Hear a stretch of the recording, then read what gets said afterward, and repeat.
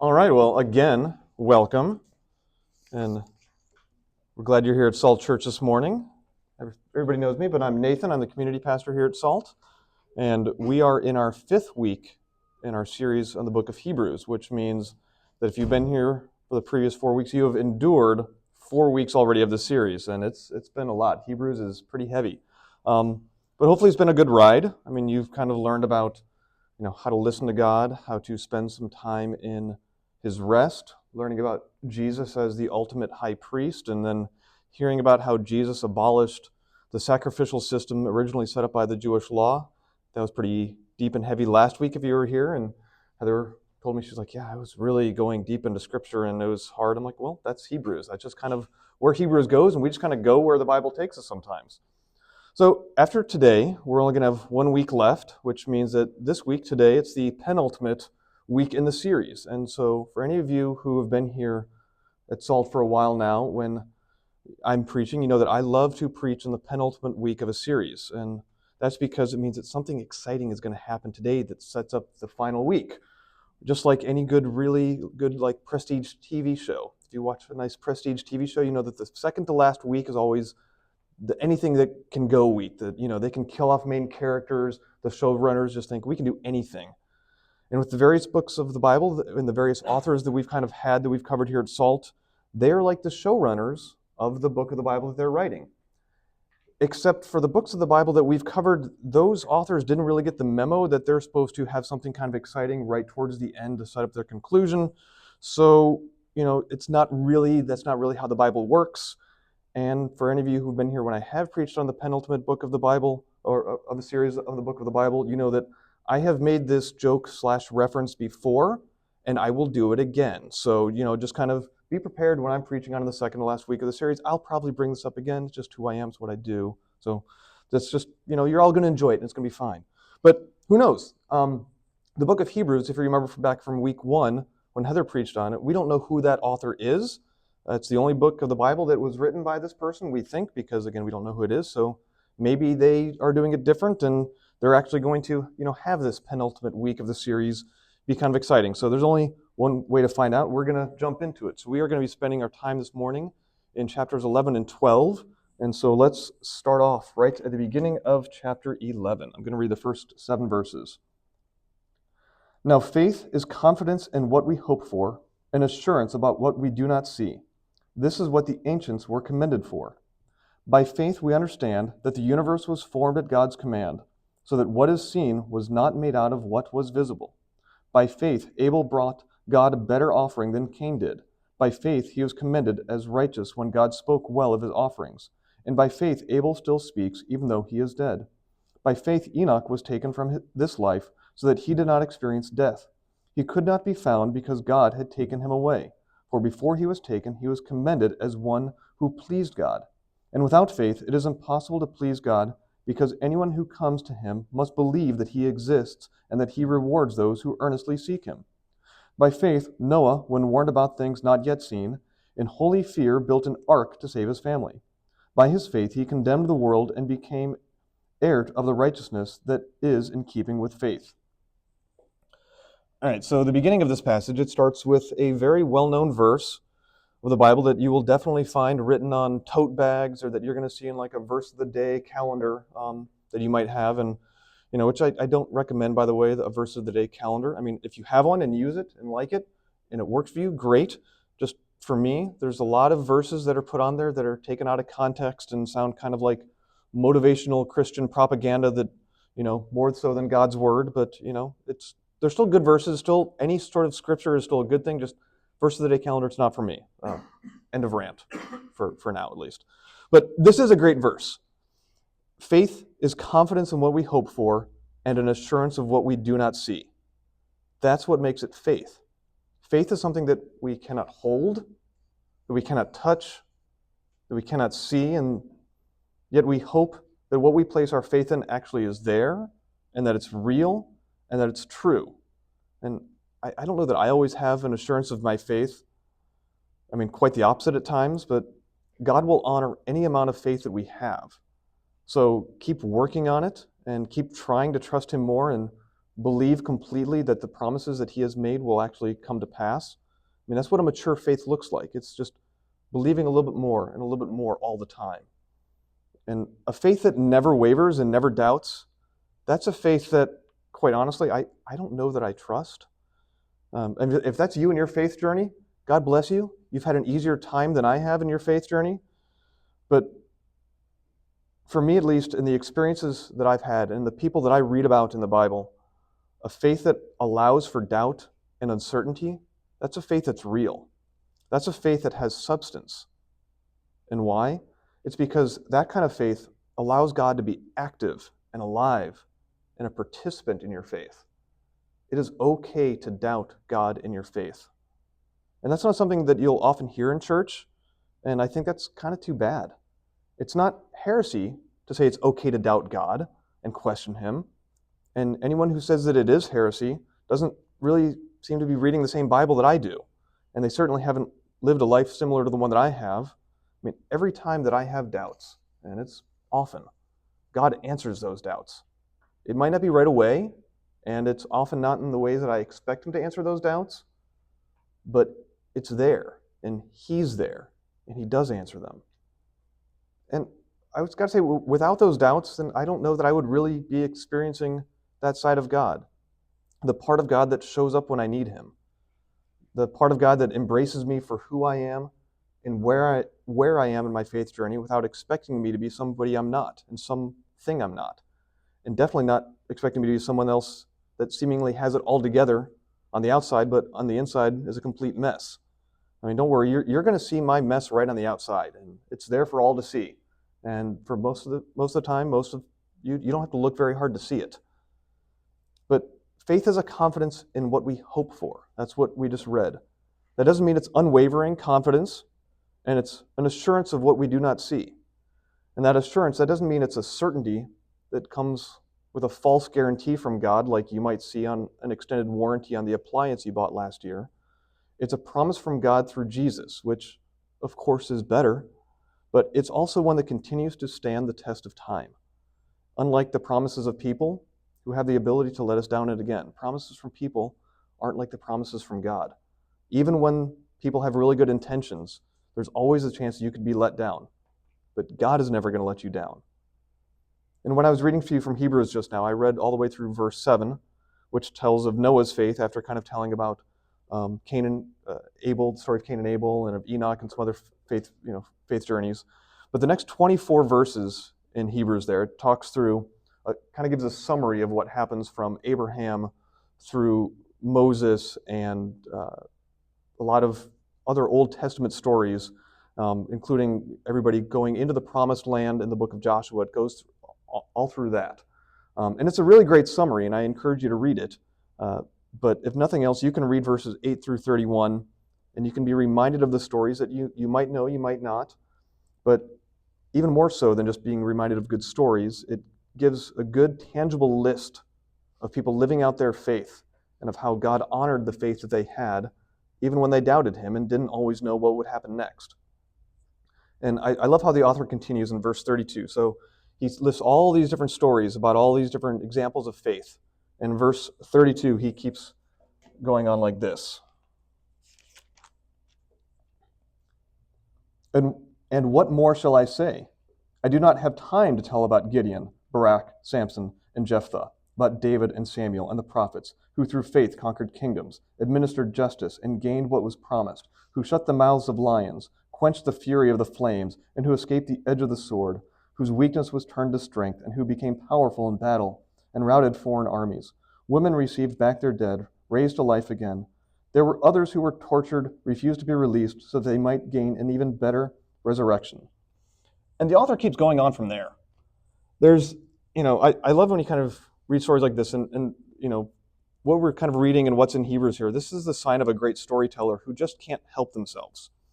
I mean, it's like, let me tell you a story about all these things, and then I don't have time to tell you about all these other things, so let me keep going and continue my story without actually continuing my story. And when a good storyteller really has it going, you're just going to have to let them, aren't you? So we were on vacation last week, and we were fortunate enough to have a couple times when we were able to hang out with my Uncle Dave. And he took the kids and me fishing one day. And let me just say that taking us fishing that day, he really was feeling the pressure because he took us fishing last year, and Owen and Marion and I, we didn't have a really good day fishing last year, did we, with him? We caught like a couple small fish, and it was a long, uneventful time. And the very next day, he took Anna and her two small cousins that are about her age fishing, and they had like the best fishing day ever. So he was really feeling the pressure this year to like deliver on a good fishing day. And fishing is his thing. And the couple of times that he had been out so far this year, he hadn't had much success. He had caught a few fish, but nothing big, and it was sporadic in terms of kind of what was biting and where and when and how much they were biting. But again, he knew that we were coming, and so he wanted to give us a good fishing day. So what did he do? Well, my Uncle Dave, he talked to anyone and everyone that he could about where the best fishing spots are right now. And if you know Dave, this is not a hard ask for him to go to all the people in these little small towns in northern Minnesota and talk to them over coffee and figure out, what are the best fishing spots in this lake and that lake. He'll talk to anybody about anything, but especially when it comes to fishing, Dave is all about it. And so Dave kind of picked the lake he wanted us to go to. It wasn't the lake that we were staying on, but a nearby lake that was like a 5-minute drive, because every lake's like a 5-minute drive from one another. It's lake country. So he scoped out the lake that he wanted us to fish the day beforehand, and he had a plan. And then the morning of, he had coffee in the small town that's right by this lake. And, he kind of asked them, okay, where's the best place to fish? And they told him that on Garfield Lake, that's where we were going. If you aren't having any success, just go north around the corner, around the bend on the east side of the lake, and you're going to find a spot there. And apparently the man who really had the scoop, his name is Lyle. And I'm trying to remember the saying my dad said. It was, if Lyle doesn't know it, it's not something that's worth knowing. So Lyle knew the best spot to fish, and so he knows what's going on in this small town. So Lyle knew what was up.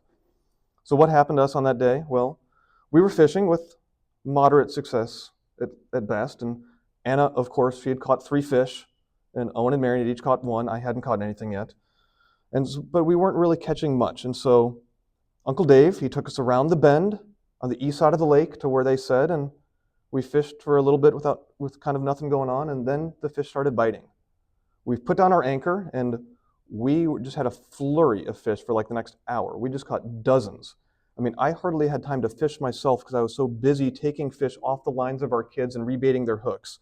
I was able to get my line in a few times, and I caught something because that's how well the fish were biting, but it was a great day of fishing. And how do I know all of this in terms of what Dave did to kind of prepare for the day? Well, because Uncle Dave told the story of everything that he did and how he came to find this great fishing spot. And then into the evening, he continued to tell the story, both the parts that I had experienced firsthand and the parts that, I didn't know that kind of had led up to, the great fishing day that we had. And I'm not even going to go into all the other stories that Dave told that evening, how he showed up 12 hours early to a family vacation to come to Southern California one time, or about his stepson winning a local golf tournament the previous year and he wants to come back to win the $50 prize and defend his title, or about how the time that my grandpa was trying to buy a fishing license at the age of 90 and the man at the store wouldn't sell him the fishing license because apparently at the age of 90, you don't need a fishing license, which just tickled my grandpa that he no longer needed one. So my grandpa would tell the story for a couple of years afterwards, and now that he's gone, my Uncle Dave continues to tell the story. So I don't have time to tell all of those stories that Dave told, but it's easy to get carried away when you're telling stories and when you're in the midst of a great storyteller. But retelling things that we've experienced, all of that helps solidify our experiences and who we are and what we've done and what makes us who we are. And so the author of Hebrews, he might have gotten a little carried away with some of the stories he was kind of telling, but it's solidifying as really telling the story of who God is and everything that God has done and who he's been to the people over the generations. He has always been one to honor people's faith, no matter how big or small their faith is. And by retelling these stories, even the ones that he told without telling them, the author is reminding the people that God is going to be active and alive in your story as well. God wants to be a part of your story. All you have to do is let him. And that's often easier said than done because it does require faith. And again, what is faith? It's confidence in what we hope for and an assurance of what we do not see. And to help us with these struggles that often come with faith, The author is giving us reminder after reminder of how God showed up for his people in the past. He's the same God then as he is now, and he's the same God then as the time when the author was writing this. And that's why he continues this way in the beginning of chapter 12. So I'm going to read the first few verses of chapter 12. Therefore, since we are surrounded by such a great cloud of witnesses, let us throw off everything that hinders us and the sin that so easily entangles, and let us run with perseverance the race marked out for us, fixing our eyes on Jesus, the pioneer and perfecter of faith. For the joy set before him, he endured the cross, scorning its shame, and sat down at the right hand of the throne of God. Consider him who endured such opposition from sinners, so that you will not grow weary and lose heart. So that great cloud of witnesses that it mentions in verse 1, that's all of the stories that we just kind of were shared and we talked about and we read a little bit about. But that's the evidence of what God has done in the past.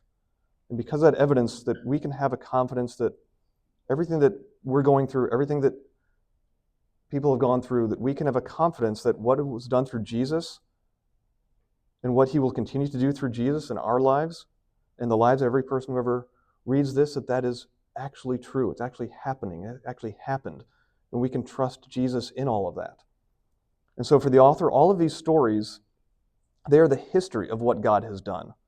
They're the history of what God has done for his people over the years, and it's because of that history that we should, as stated in that first verse, throw off everything that hinders us. And so that we can do what? So let's read verses 2 and 3 again. So that we can fix our eyes on Jesus, the pioneer and perfecter of faith.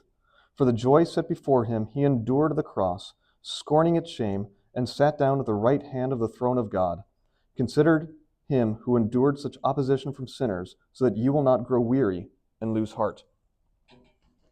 Remember what God has done. And it's sometimes hard for you to clearly see what God has done for you because you're currently going through something that's hard. At least clearly look at what God has done for his people in the past. Look at the history of what God has done. And use that knowledge and that understanding to fix your eyes on Jesus, who is the author and perfecter of our faith. And I said this a few weeks ago when I last preached, but I think it's worth repeating. Faith can be hard at times, but Jesus should be easy. That doesn't mean that following him is always going to be easy, or that it even comes naturally, but the person of Jesus, who he was, and the life that he lived, and the people that he loved, and the things that he stood for, all of that should be easy. And when it's not, usually means that it's people that are messing it up and making it so Jesus isn't easy. And unfortunately, Jesus, he's been distorted by a lot of people to represent things that they want to be true in this world. They claim that things that they believe are true because they think that they are in line and kind of in sync with what is true about Jesus and what he stands for.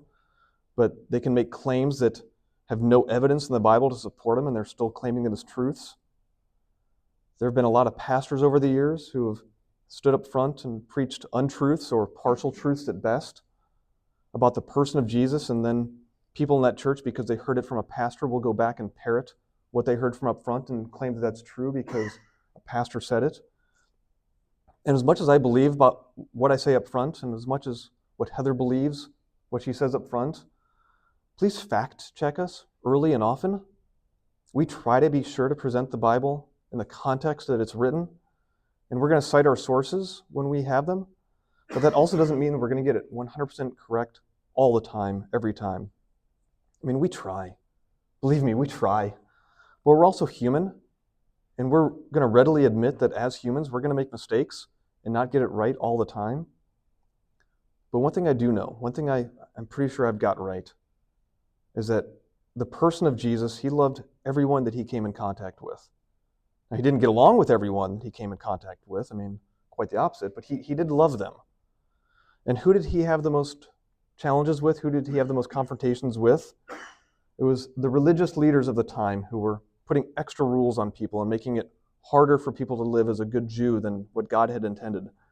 So I want you to listen to some of what Jesus' harshest words were that we have recorded in the Bible. So we're going to go to Matthew chapter 23, and I'm going to read just verses 13 and 14. Woe to you, teachers of the law and Pharisees, you hypocrites! You shut the door of the kingdom of heaven in people's faces. You yourselves do not enter, nor will you let those enter who are trying to. And it goes on from there for another 25 verses. It's woe to you for this, woe to you for that, and it kind of culminates calling them snakes and a brood of vipers. But in all of that, did Jesus still love those snakes and that brood of vipers? Of course he did. He was just kind of ticked off that people with authority were using that authority to make the lives of those with less even more difficult than they needed to be.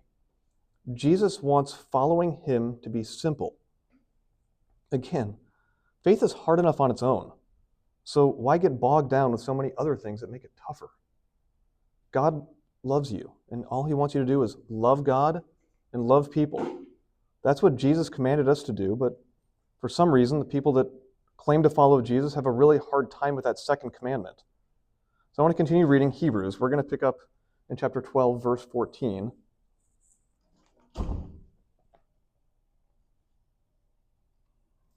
So verse 14, make every effort to live in peace with everyone, and to be holy. Without holiness, no one will see the Lord. See to it that no one falls short of the grace of God, and that no bitter root grows up to cause trouble and defile many. See that no one is sexually immoral, or is godless like Esau, who for a single meal sold his inheritance rights as the oldest son. Afterward, as you know, when he wanted to inherit this blessing, he was rejected. Even though he sought the blessing with tears, he could not change what he had done. I mean, it's right there in the beginning of what we just read, that as followers of Jesus, we are to strive to live in harmony with one another. I mean, Jesus lovers don't hate. Jesus lovers don't judge. People who follow Jesus are to represent God on this earth to others. I mean, it says right there in what we just read that we are to be holy, which means that we are to be set apart. And without holiness, no one is going to see the Lord. I mean, most people, they don't not go to church because they don't want to be associated with Jesus. I mean, they might not believe in Jesus per se, but they don't really have a problem with Jesus. Jesus is not the issue. The issue is often judgmental Jesus followers who have given him a bad rap. It's people who claim to love Jesus but don't seem to love the people that Jesus loved, and that's what's pushing people away from the church right now. I mean, what I've come to know and what I've come to experience in my interactions with a lot of people, including Christians, is it's my relationship with Jesus that matters. It's your relationship with Jesus that matters. And I have to be honest with you, that it would really just be a whole lot easier to walk away and not have faith in Jesus sometimes. I mean, I wouldn't have to worry about how I'm perceived when I tell people I go to church, because they're automatically going to think that I vote a certain way, or that I don't drink or smoke or swear. And I'm sorry to burst anyone's bubbles who thinks any of those things about me. But it would be a lot easier to just not when it comes to my faith. The challenge is that I can't just not when it comes to my faith, because everything that I've encountered in my life, everything that I've done, all the experiences and all the interactions that I've had with people and with God confirm to me that God is real. I'm certain that Jesus is who he claimed to be. I'm really confident in that. I mean, sometimes I wish I didn't believe it, because it would just be easier and I could just walk away and things in life would be simpler. But they wouldn't be better. And so I'm so glad that even in the tough times, even when I have my doubts, God is there for me. And I can feel it, and I can know it with everything that I am. And when I hear people use Jesus' name to justify awful things that they do or say, I can still look to God and not to people, and know for certain that he loves all people, even if Jesus followers aren't. And that's why this is worth it. That's why it's worth it to have a faith in Jesus, even when things are tough, especially when things are tough. So let me wrap up this morning. I want to read the last handful of verses of chapter 12. I want you to listen to the words about God, and listen to the words about the God that we serve and what it's describing here.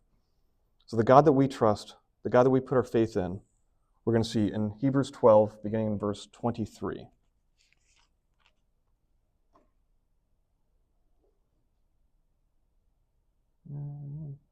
You have come to God the judge of all, to the spirits of the righteous made perfect, to Jesus, the mediator of a new covenant, and to the sprinkled blood that speaks a better word than the blood of Abel. See to it that you do not refuse him who speaks. If they did not escape when they refused him who warned them on the earth, how much less will we, if we turn away from him who warns us from the heavens? At that time his voice shook the earth, but now he has promised, once more I will shake not only the earth, but also the heavens.